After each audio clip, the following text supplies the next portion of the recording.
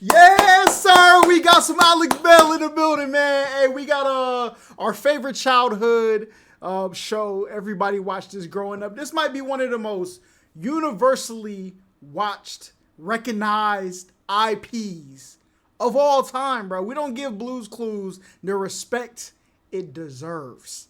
But of course, Alex Bell is about to ruin everything for us, okay? It's gonna be nothing of what we thought. And why Blue's Clues is a fantasy inside of Law and Order. Hey man, let's get it.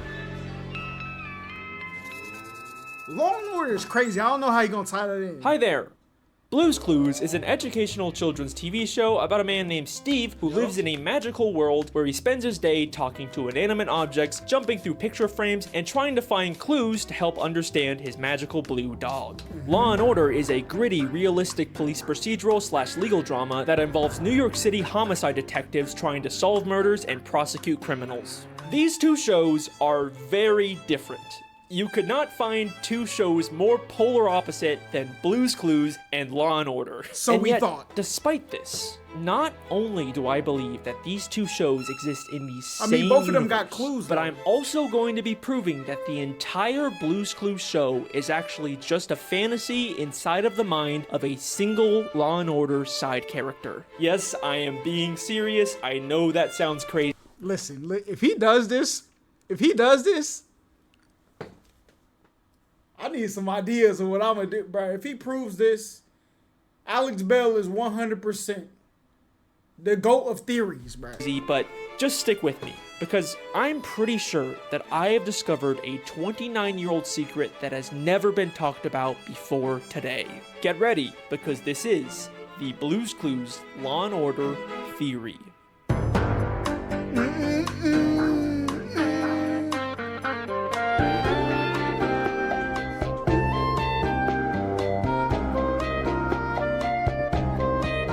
Josh.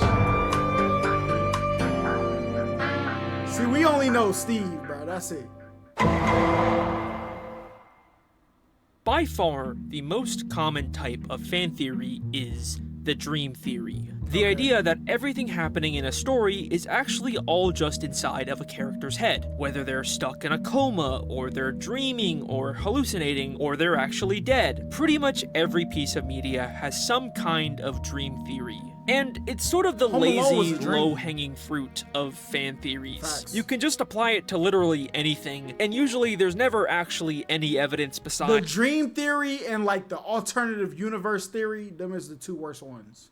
It's, whoa, this show is so crazy and unrealistic. That must mean it's a dream. Ah! And surprisingly, the show that seems to have the most of these types of fan theories is Blue's Clues. You got Steve is actually schizophrenic, Steve is actually in a mental asylum, Steve is actually a drug addict, Steve is actually in prison, Steve is actually a murderer who killed his parents. Oh my god. Even I made a parody of these theories back in 2017. So yeah, it's a pretty basic, normal kid show. Steve, a 30-year-old schizophrenic who killed his parents, pretends to be a kid. You know, that was before I dedicated my life to making fan theories about kid shows. And look, I understand the appeal of these types of theories. It's fun to take something innocent from your childhood and give it a dark, edgy plot twist. That's kind of literally my job right now.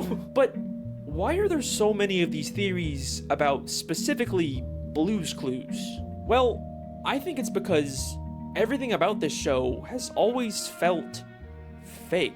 Steve is the only real person in this world. He looks like a young adult, but he acts like a child. And he lives alone in a house where he spends his day jumping into picture frames or talking to unseen voices or inanimate objects. It just kind of sounds like I'm describing. And the crazy thing is, didn't they shoot this on like a single green screen, no moving camera? Elite cinema, man. Someone who is experiencing some kind of false reality. Even the way Steve moves around is strange. He never actually leaves the room, he just kind of pretends to walk in place while this fantasy world moves around him. Come on.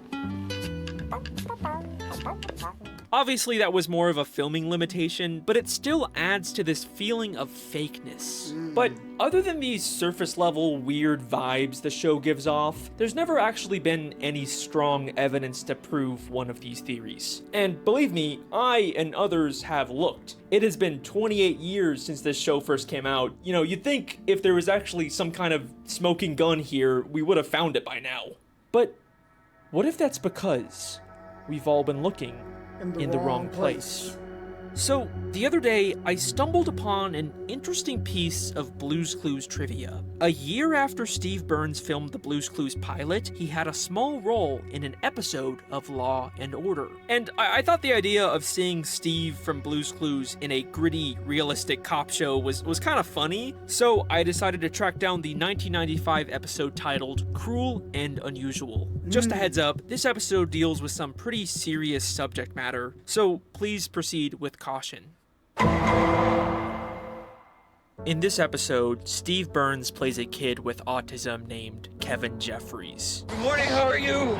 Great. What time is it? 10:15. No, it's 10:18. We learn that Kevin has trouble communicating with others and often harms himself. So his parents sent him to live in a children's behavioral clinic. Just what was the behavioral clinic doing for him? When Kevin was 10, he started to hurt himself. We didn't know what to do.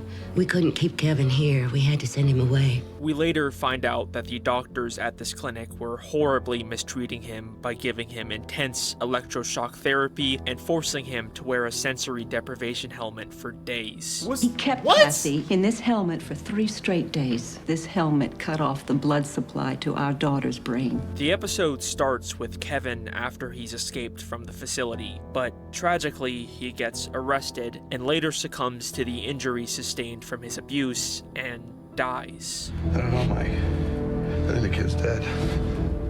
And the rest of the episode follows the detectives investigating his death. So yeah, this is a very sad and serious episode, and it deals with some real systemic issues that are still a problem today.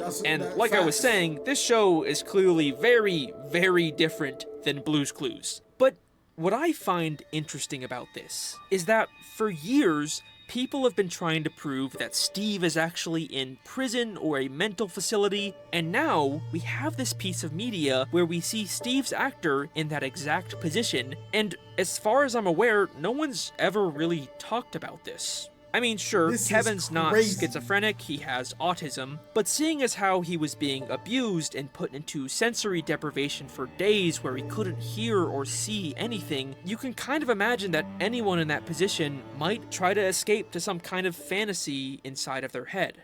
So yeah, I thought this was an interesting coincidence, but at the end of the day, that's kinda all it was. Like, obviously, just because the same actor shows up in 2 different shows doesn't mean they're actually connected. But then, I took a closer look at this episode, and I started to notice more and more weird similarities between Kevin and Steve. At first, it just started with some little things. We are told by Kevin's parents that he was learning to draw. Thanks to him, Kevin was learning. The Notebook. Hold on now. And in every episode of Blue's Clues, Steve draws in his handy-dandy notebook. Our handy-dandy? Notebook. Let's draw a rectangle, and there, cheese. Okay, but so what? Lots of kids like to draw. True. But we are also told that when Kevin harmed himself, he was strapped to a chair. We put them in The red chair? I almost called it the big comfy couch. Wrong show. You know what I'm saying? But still, this is a chair, and then we hold them there using soft cuffs. And in every episode of Blue's Clues, Steve spends a lot of time in his thinking chair. We're ready to sit in our thinking chair. Now that we're in our... Cause when you're in they want you to strap you down and all you can do is sit there and think. So it's called the think. Nah, this is nuts. This is crazy. thinking chair, let's think. And then, when Kevin escaped the facility, he kept asking people what time it was. What time is it?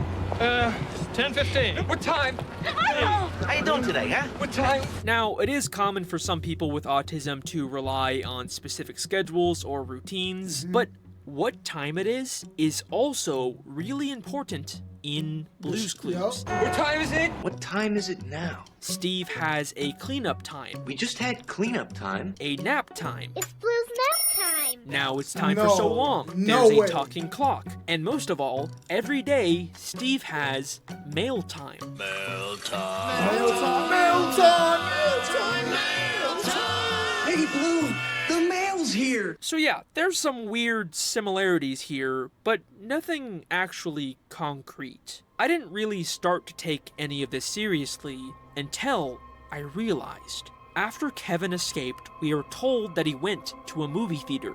And guess what he did in the theater? Movie started at 10. He was out of here by 10 after 10. Got out of his seat, walked into the screen.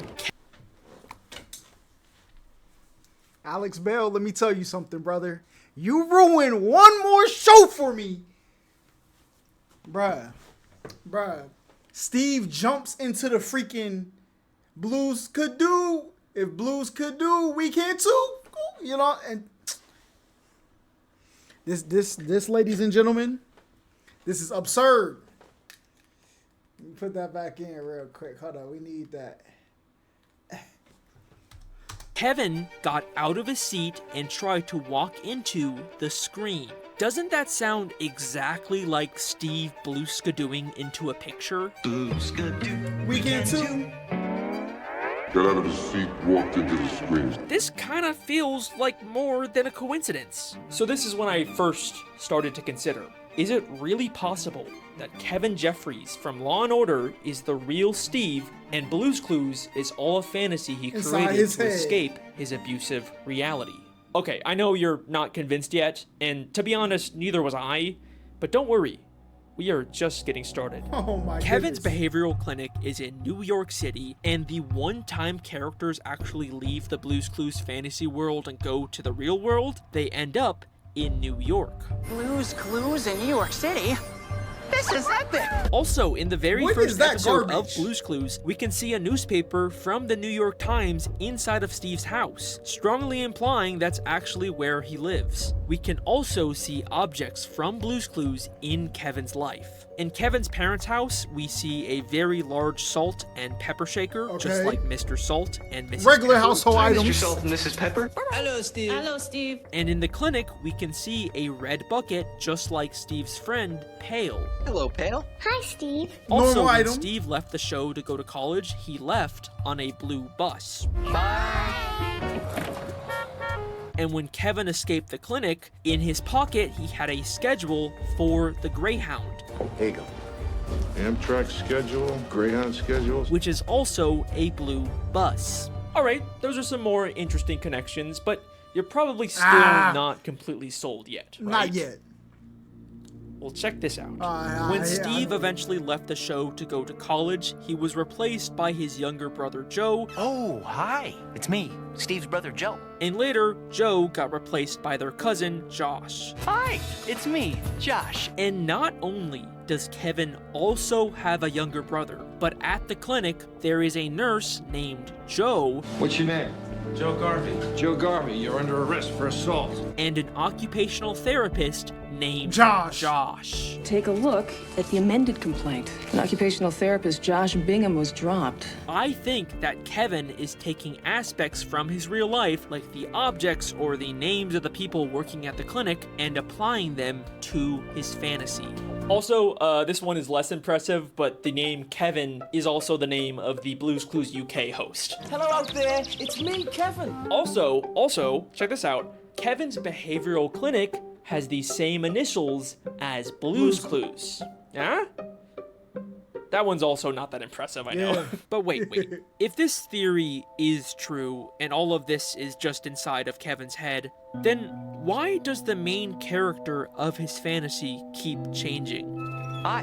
Come on in. Hi. Come on in. Hi. Come on in. Well, at first, I thought maybe Joe and Josh could actually just be from two different kids who took Kevin's spot in the clinic after he died. But the clinic gets shut down at the end of the episode. You made them close the clinic. So they would all have to be from Kevin. But why? Well, we're told that Kevin has tried to escape from the clinic before. Well, we called the police this morning as soon as the clinic told us that Kevin ran away. He's done this before. So, what if every time a host leaves Blue's Clues, it's actually Kevin trying to escape the clinic, and when he's inevitably put back inside, he's done this before. Becomes his a new fantasy resets with a new Blue's Clues host. Hi, come on in. Hi, come on in. Hi, come on in. Okay, so there is a surprising amount of connections here. You can't deny that. Yes, but it is. It still kind of feels like we're missing something. Like, I can see why Kevin would imagine a fun, colorful world to escape his abuse, but why is Kevin's fantasy so focused on playing a scavenger hunt game with a blue dog? As far as I can tell, there's nothing similar to that in this episode. Well, I think to answer this, we need to take a closer look at what Blue's Clues actually is. We are gonna play Blue's At the beginning Clues. of the Law & Order episode, Kevin's doctor explained to the detectives why Kevin harmed himself. It's pretty common with some autistic children. It's frustration because of their inability to communicate. It's frustrations because of his inability to communicate. Now, autism is a spectrum, and it's a lot more complicated and nuanced than the way TV shows like this tend to portray it. But it is true that some people with autism have varying levels of difficulty communicating. And I think this becomes interesting when we take a look at what Blue's Clues actually is. Well, what story should we tell? Great idea. We'll play Blue's Clues to figure out what story Blue wants us to tell. It's a game to struggle for the words that Blue wants to say. Oh my god.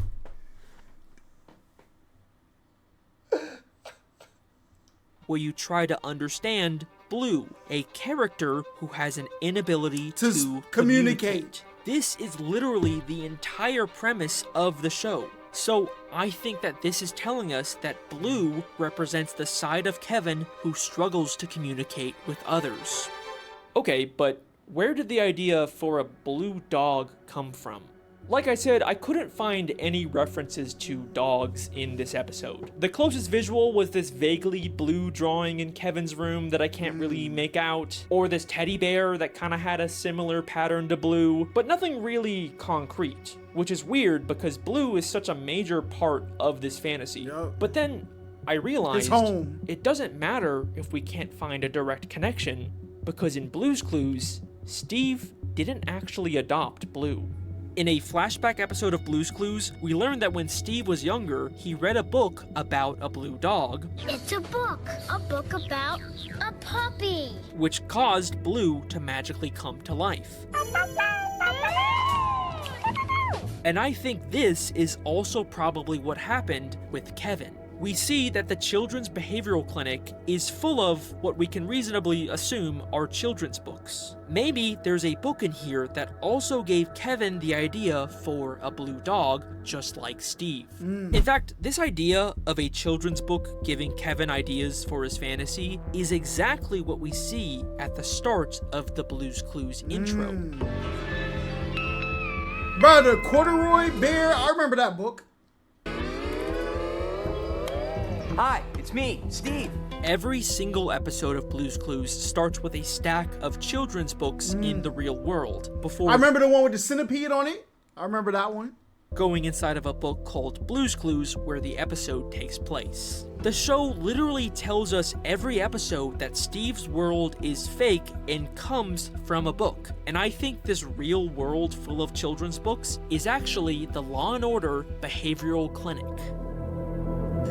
And if this is true, that also means that there's probably a book literally called Blue's Clues in the clinic that Kevin is basing his fantasy off of. So even if we never see a blue dog or even hear the name Steve in this Law & Order episode, Kevin still could have gotten all of those ideas from an existing Blue's Clues book in the clinic. Now, the only thing that doesn't really fit with this idea is mail time. Hello, mailbox. Hi, Steve. Have I got a letter for you? Sure, maybe the talking purple mailbox was just something from the book, but there's no way Steve watches... Or it's like a message from home from his parents when his parents used to write up there to him or they call in to him. Maybe. Am I getting ahead of myself? Videos of kids in the real world would be something in a children's book. Look, It's a letter from our friends. Hi, Steve. This is where we play with our blocks.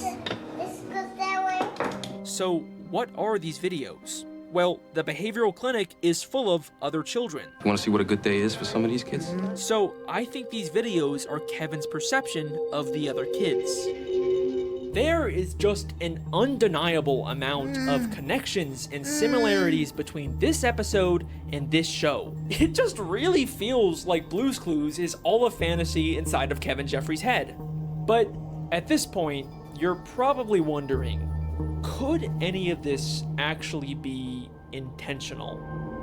That's a fact. Like, if this theory is true, does that mean that the entire plot of Blue's Clues was actually secretly based on this one random episode of Law & Order? I'll admit, that seems unlikely, especially since this episode came out a year after the Blue's Clues pilot was filmed. I think it's a lot more likely that if this was intentional, then it was probably just the Law & Order creators deciding to secretly connect these two shows on their own. Maybe just because they thought it would be funny, I don't know. Or maybe it's some weird mixture of both, because even years after this episode came out, Blue's Clues does still seem to weirdly line up with it. I honestly don't know. And to be fair, this could all still just be a bunch of weird coincidences and that's it. But regardless of the creator's intent, it still works, you know? And it makes talking about Blue's Clues a lot more interesting. And at the end of the day, I think that's kind of the point of all of these edgy Blue's Clues fan theories. And this was originally where I planned on ending this video. Until he found. But there was still one lingering question that was bothering me. If Blue's Clues really is just inside of Kevin Jeffries' head, then what about when Kevin died at the beginning of the episode? I mean, I guess we can just say that the entire Blue's Clues timeline takes place before Kevin's death, and if the show ever gets canceled, then we can just say that that is when Kevin died and the fantasy ended. But what if I told you we've already seen Kevin's death inside of Blue's Clues? Hold on now. I recently watched the new Blue's Clues movie from 2022 called Blue's Big City Adventure. And not only did I find even more similarities between this movie and the show, but I believe that this movie is showing us the day that Kevin died and the true end of the Blue's Clues timeline. The death of Kevin Jeffries. So, this movie is about Josh, the newest host of Blue's Clues, going on a big adventure to audition for a Broadway musical in New York City. What happened to the game I love? We are definitely not in storybook world anymore. It's kind of what you'd expect out of a modern-day Blue's Clues movie. He goes on a journey to the real world and gets lost. There's lots of wacky hijinks, but in the end, he finds his way and gets the part. We want you to be the star of our Broadway show. Yes, of course. Yes. That's the part. We want you. What is his character in Law and Order? He's a defense attorney, or is he the medical examiner? Hold on now. You to be the star of our Broadway show.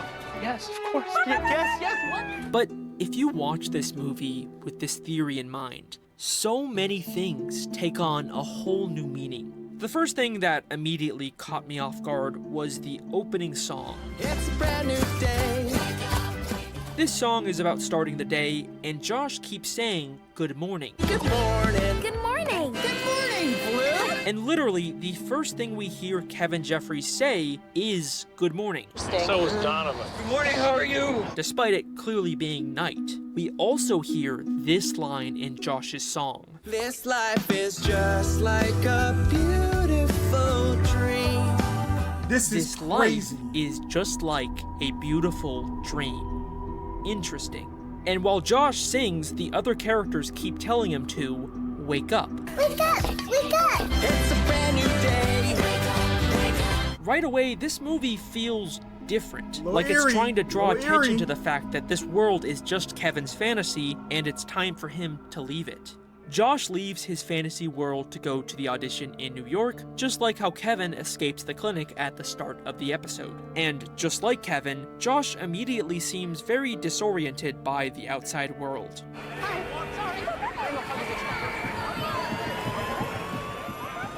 Until, of course, his fantasy starts to take over to protect him from reality.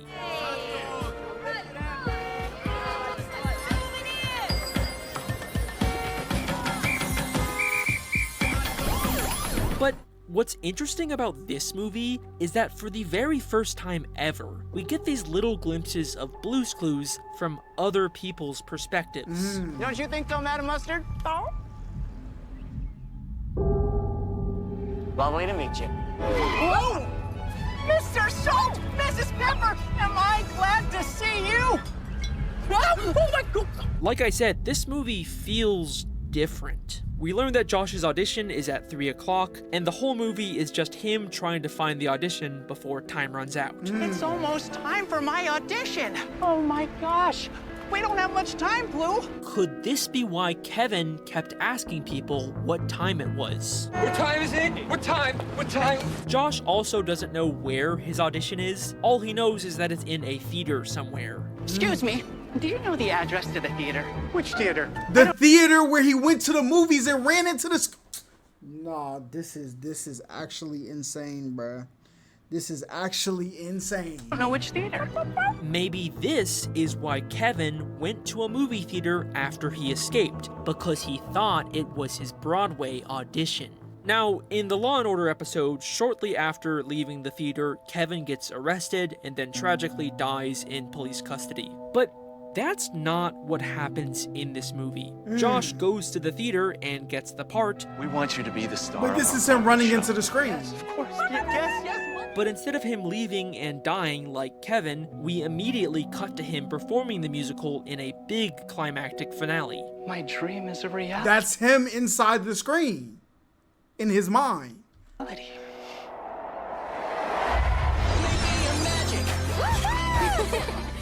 So, if this movie really is Kevin's final escape, then what if this is what Kevin experiences as he dies? And I can feel my world changing. A massive final magical song where he's surrounded by all of the friends from his fantasy, the only people who ever really understood him. Even the old hosts show up for this final send-off for Kevin. And thank you for making this a day and an adventure that I will never forget. I'll never forget how you helped me find all those clues. Thanks again for all your help. No, really. Now it's over. So long. And that is sadly where Kevin Jeffries' story ends. Now, I know this final movie theory maybe doesn't have as much evidence as the rest of my theory, but regardless, I like thinking that maybe Kevin found some peace in his final moments. And yeah, I know that this movie came out 27 years after the Law & Order episode, so it's probably a stretch to say that they're still connected. Wait, is that fucking B.D. Wong? I'm the director of Rainbow Puppies Broadway musical. B.D. Wong from Law & Order SVU is the fucking director of Josh's musical? I'm not entirely comfortable labeling the suspect a serial killer. But he's the medical examiner. I told you. Oh my God. I knew it. We want you to be the star of our Broadway show. Holy shit! We just figured out Blue's Clues. We just figured out Blue's Clues. We just figured out Blue's Clues. Because this is my job. This is actually my job. Alright, that is my theory. Thank you so much for watching. Hope I didn't ruin Blue's Clues for you. Hey, thanks for 1 million subscribers. That's really cool. YouTube sent me this big golden rectangle. So I got that now. Also, you know, Steve Burns is kind of active on the internet these days. So if by some chance you happen to Nah, Steve, we gonna need you to pull up to the Alex Bell Studios. You know what I'm saying? And look, me and Steve dressed the same right now. Anyway, we need confirmation, brother. Okay, you're not getting out of this one. So we can get an APP. If that's the letters that the police use. If we can get a 10-4, is that okay? I don't know. If we can get the drop on him, all right. Listen, we must direct him in the right place. See this, Mr. Steve Blues Clues. I'm sure we would all love to hear your thoughts on this theory, even if that's just him calling me crazy. I'm fine. I'll take it. I got more fan theories on the way. I'm doing High School Musical. Okay, this is High School Musical. I don't know. Is this Minecraft? Maybe. I don't know. A High School Musical one, maybe a Breaking Bad one. Seemed like people were interested in that, and I've got a bunch of other ideas I'm working on too. So subscribe. This is blue shirt, red shirt, Henry Danger. I don't know what this one is. No clue what this one is. This got to be easier. Antlers, pink. To catch those, make sure you hit the bell icon, because sometimes YouTube just randomly decides not to tell people they ain't when tell they me upload. yesterday. Hello, is anyone watching this I'm a video? day late. Did YouTube tell anyone I uploaded? I hope so. Speaking of which, I recently posted a compilation of all of the Don't Feed the Muse web series episodes into one long film, and it's got a bunch of brand new content in it, so check that out if you're interested. Thank you to all the patrons who support this channel. If you sign up to my Patreon, you can get access to videos early, behind the scenes content, and your name at the end of the video. Look at all these names. This could be you. That could be you. Now it's time for So Long. Thanks for doing your part. I will see you next time. Bruh, W. Alex Bell once again. Okay, banger theory. I will be, listen, what I do, I watch Alex Bell, then I go around my friends and I be like, bruh, did you know SpongeBob, come on, Krabby Patty's secret formula? Did you, what? Let me explain it to you. You know what I'm saying? That's what I be doing. But I be telling them where I got it from though. Sometimes, you know what I'm saying? Sometimes I gotta pretend like I made it up. You feel me? But listen, y'all like, comment, subscribe, all that great stuff. And until next time I see y'all, what is a show that he should do a theory on? I don't know. Maybe like, I think he should do one on the MCU. I think Alex should do a MCU, like the Eternals are actually something. I don't know, bro. I don't know, but we need to see it. But until next time I see y'all, peace.